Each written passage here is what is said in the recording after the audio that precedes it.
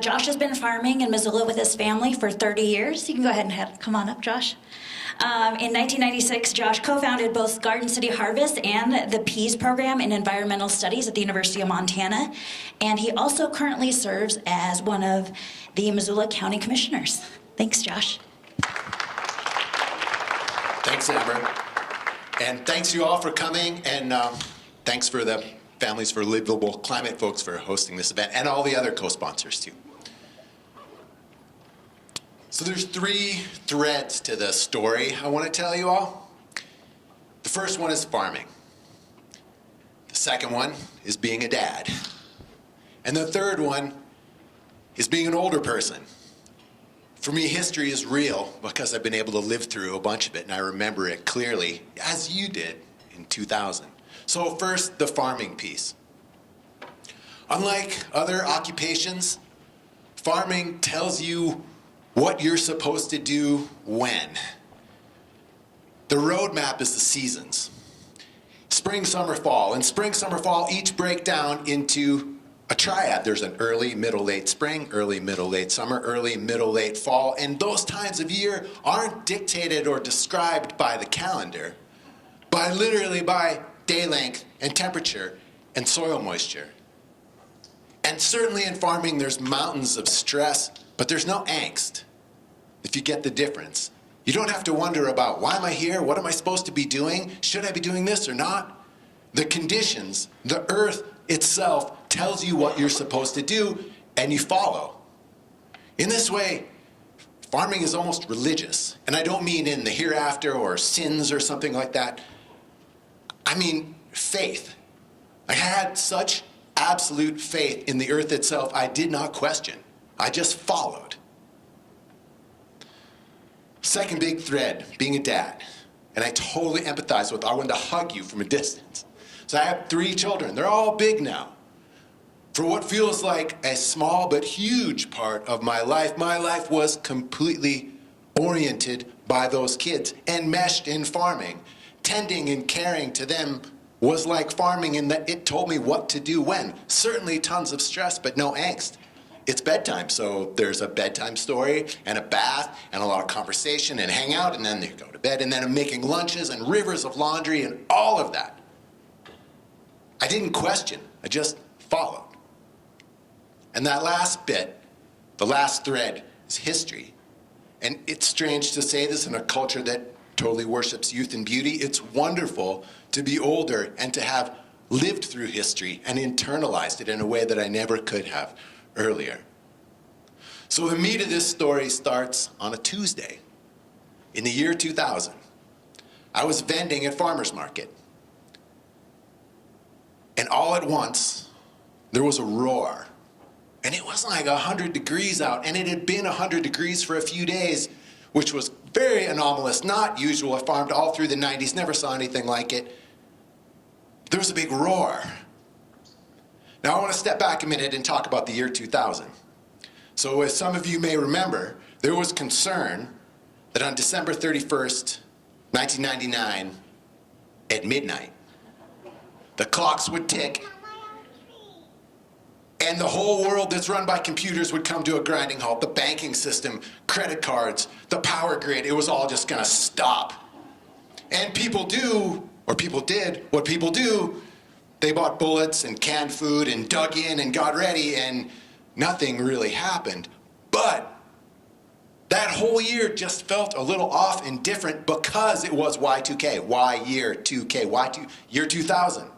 It was a big time of change and transition, and anything could happen. It just felt different than any other year. So 3-4 days of 100 degrees strung together and a Tuesday night, and I hear a roar so loud that I can barely speak to my helper at farmer's market.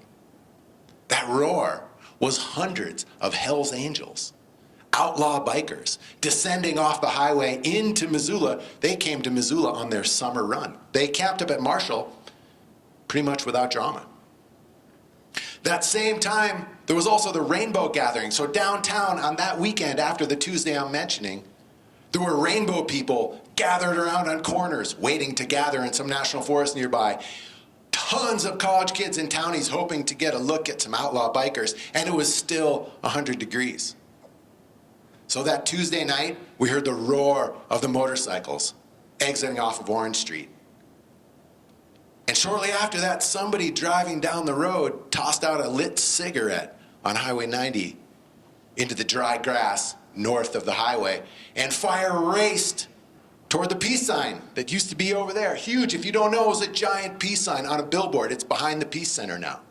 Fire raced toward peace in Y2K, and hundreds of outlaw bikers and rainbow people descended upon our town. And soon after that, the Bitterroots caught fire, and the sky filled with smoke, the valley filled with smoke. I mentioned seasonality, how we orient, or if you're a farmer, how you orient yourself. Well, that year, smoke ate fall. Fall is cobalt blue skies, sweatshirt crisp air in the morning, t-shirts in the afternoon, a knife-edge crisp mountain silhouette on the horizon. The smoke ate it all. It could have been any summer day in Indiana, for all we knew. Smoke ate fall. But it was Y2K, and I was busy with all those little kids and all that farming. And it was Y2K, right? So it just was another thing. And then it happened again a few years later, not the outlaw bikers. Oh, I forgot a little piece of this, just to add to the craziness of that heat. One night, downtown, the streets choked with people hoping to catch a glimpse of the outlaw bikers. Somebody said something incendiary, and kind of like that lit cigarette tossed out onto the highway, it all blew up. And you can check it out if you want. Type in Missoula riots. You can see it. It really happened. But it was Y2K. Crazy things were happening. I just wrote it off. Did not question my faith. Then the smoke came again a few years later, and a few years later. And when those few years passed, those kids started to grow up. So I'm gonna read you something.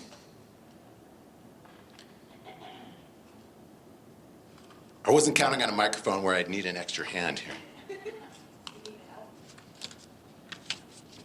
we go, thanks.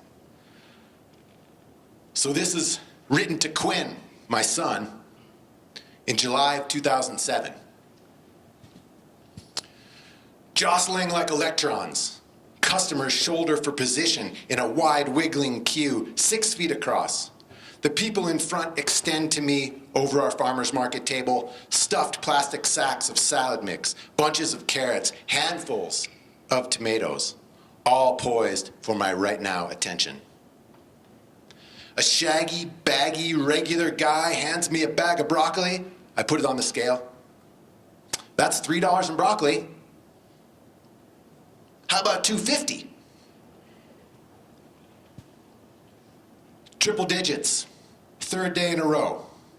Irrigation pipes on my shoulders burn through my shirt. Sweat stings my eyes. You were gone this afternoon and evening, being a regular kid. An intern 5 years your senior helps me move irrigation lines. The pipes clank on each other, bouncing with his all over the place paces. He sets them down, walks back and forth, picks them up. He retraces his steps, graceful as a moth careening around a porch light or a drunk headed for the door. Watching him, I wince, knowing it won't be long and you will really be gone. How many evenings have you and I done this? Well, the sky goes pink to orange, the mountains flatten to silhouette in the west. We flop lines of pipe from one side of the main line to the other, juggle end caps, openers, tees, and elbows, soak the big squash for hours, keep the seed beds damp, the mowed beds dry, where I will till on Sunday. We close the field gate on rainbirds, rooster-tailing irrigation water through warm wind. $2.50? A farmer friend says he doesn't have enough pressure, enough hours in the day to keep his place from going dry before the water makes it around again. What would it be like, he asks? regular people pass by the scorched earth on their way to the river beach, what would it be like to not care about water? I cannot remember, and this has always been your life. I see them downtown, regular people. I'm rushing to get back, stuck at the light. They slink through the crosswalk, iced coffees in hand, cool shades, slow sundress steps, short slid halfway down boxers. What would it be like? You will know soon enough.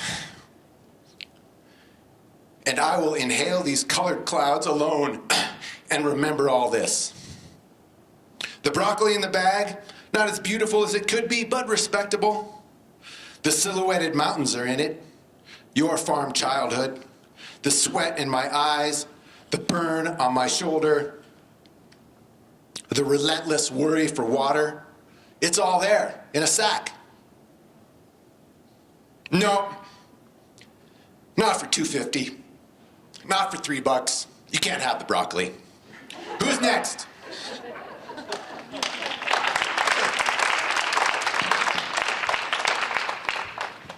So that was 2007. Faith beginning to crack. 10 years later, I wrote this. Take my picture. Her voice came to me garbled, but I could hear her smile. Twin respirators muffling the tones. She held a cauliflower, dense, gleaming white, too big and heavy to sell at full price, without jokes about mortgages and interest rates. Cauliflower in hand, my wife stood in a lush field of vegetables, our farm on the west side of the Missoula Valley. Wildfire smoke bathed the scene in gray, ate the horizons, obliterated the mountains, and colored everything in sight. And at that very moment, the last of Hurricane Harvey's biblical rains pummeled Houston. 19 trillion gallons of water fell in 5 days, more than 4 feet of rain, while Irma bore down on the entire state of Florida, having already swept away good chunks of Barbuda, Puerto Rico, and Cuba. On the other side of the earth, new rivers coursed through Mumbai atop city streets. Surging urban torrents pulled fleeing people into open manholes and swept them out to sea.